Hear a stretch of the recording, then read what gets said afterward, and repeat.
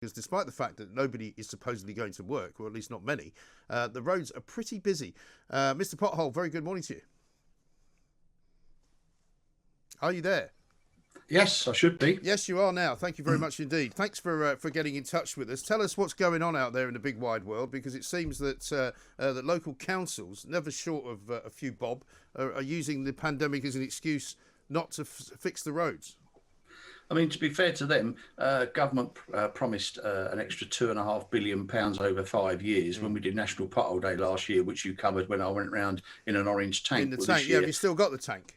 Yeah, in fact, I think they get a bigger one. The roads are that bad, to be honest. And we did the same thing this year. I mean, UltraCrate, who sort of worked with me for National Pothole Day, we did a survey because you couldn't go out and do anything grandiose. So government this week announced £500 million for a pothole fund, and everybody thinks great. We've had all the MPs jumping on the back of it.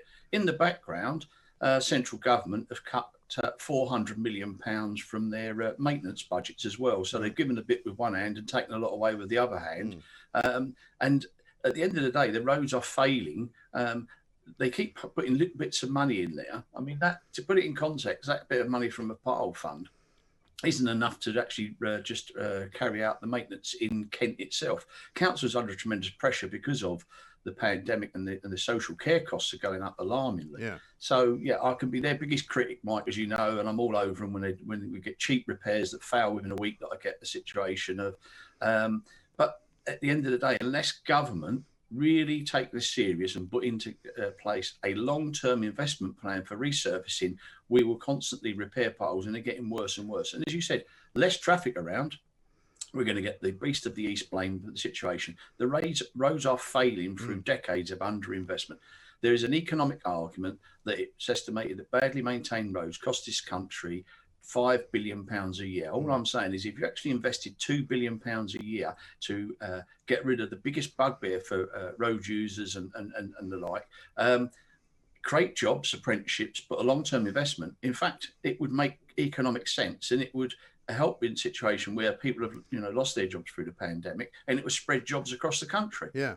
But the trouble is, though, Mark, we've got a situation now where doing things for the motorists is not considered to be the right way to go, is it? Because we've heard, I think it was only last week, Grant Shapps' plan of a £27 billion spend on improving the roads network in this country has now been stymied, it would appear, by a load of green groups who have said, oh, no, you shouldn't be doing that because, of course, you're going to be causing more pollution if more people are driving. But I always point out to people, by far and away, the biggest form of transport in this country is by vehicles, either cars or vans or lorries or buses or whatever it is. That's how most people get around. And therefore, the roads on which they drive must be in good shape, but they're not. Yeah, exactly.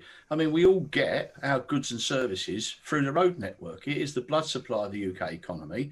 And I agree about the thing with the environmental impact. But if you look at cyclists, that survey we carried out, alarming figures, over 80% of cyclists are having to take dangerous evasive action because of potholes on the road. Yeah. We should be encouraging more cyclists. And they are at risk far more than you or me driving over a pothole in a vehicle. They're not assessed properly in terms of the risk to cyclists. So there's an argument there. Yes, and I think investment in technology, and I believe sort of hydrogen cars are maybe more of the answer than electric cars, because I don't think National Grid really could cope with the actual of us all plugging in our cars at one time. No. Yes, and it needs a long-term plan. But these governments are very good at sound bites and bits of money. And I mean, I was involved in the Transport Select Committee, where a lot of MPs put a lot of work in and come up with a report about trying to improve our road network for all road users, not just motorists, all road users. Yeah. And we got lip service from the government, and that's up on the back burner. My view is, what's the point of having Transport Select Committees now? I'd never get involved in one again, because it's a whitewash in terms of things. Unless they put in a long-term plan with asset management and investment and improve standards. I mean, there is now a national training course for repairing potholes that wasn't there before, that I was involved in developing. I think every guy that's out there should have to go through and be trained to do it, because we see the bucket of tar and shovel men far too many times. Well, exactly right. And I mean, a number of times you also see, particularly around London, because obviously that's where I drive most of the time, the number of places where they're digging up roads and taking forever to do so. You can only really take the view that it's not about money. Certainly not here, it isn't. It's about trying to stop people from driving. And I'm not going to agree with you about encouraging more people to cycle, I'm afraid, because we got enough of them as it is. I'd like to see them cycling every day rather than just when it's nice weather, because as soon as the rain comes on or it gets a bit chilly, the old Lycra brigade are back in their cars. Well, yeah, I mean, we should be encouraging cycling for people's health and benefits. I mean, if you look at other countries, don't get me on cyclists, because I would defend them because of the injuries, and actually had been involved with, when I've done some documentaries before with people who've lost family I know members it's as a very result of difficult. potholes. I know potholes are a particular problem for cyclists, and I get that. My tongue is slightly in my cheek before. But who's actually responsible, Mark, for filling in the potholes in any given place? Is it down to the local council? Yeah, the Highways Authority for that area are responsible.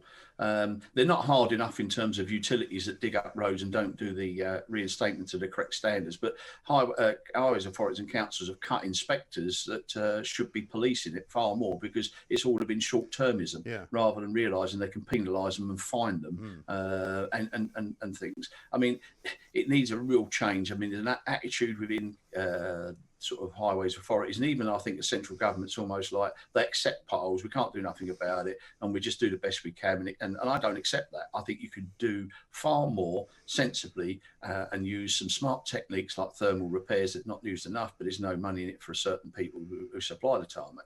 But I think unless you actually we need a pothole czar to actually get in there and say to government, right, this is what you need to do, this is the plan going forward over the next 25 years, is get our roads back up to the standard they are, starting with asset management plans, including quality of works, batching work, and really shake it by the scruff of its neck and change things. Unless you do that, every as much as I like coming on to talk radio and sport to you, I'll be doing this till I go to the grave. But well, let's hope we have slightly more influence than that. Mark, listen, good to talk to you. Thank you very much indeed. But maybe you should put yourself up for Pothole Czar. You seem to know more about it than most people that I talk to. Mark Morell, there, also known as Mr. Pothole, turned up in Parliament Square. Was it last year? In a tank, I think it was, to point out just how bad potholes actually are in this country. And if you drive around in any way which is more than occasionally, you will be held up, not just because there's a lot of traffic out there now, but also because most of the road systems that we have got I mean, I would guarantee that on almost every journey you make now, you come across at least one temporary traffic light. And how often do you come to that temporary traffic light to find that one section of the road has been closed off, only then to find that nobody's actually there doing anything? They've closed it off, they put those orange and white fences up, or they put cones up, but there's nobody actually there fixing anything at all most of the time. It's an absolute disgrace, I tell you.